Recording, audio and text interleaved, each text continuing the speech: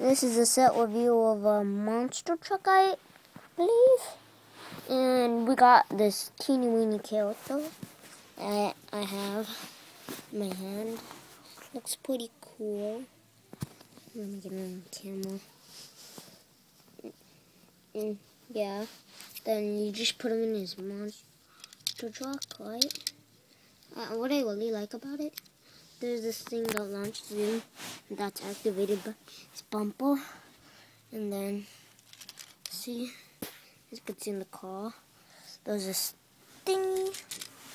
Let me show you a view of it. There's this thingy right here, right? And then it pushes him out. But you have to bang it really hard. And then if you look at it from the inside, it has this thing, that thing right there. It just launches you.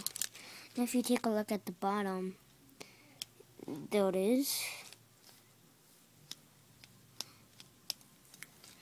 And this is not just going to be one set review of it. And then it has pretty good wheels. Let's see. You can drive over like big things and all those other stuff. So that's it of our review. So bye-bye. See you next time on Eagle Studios. Ta-da!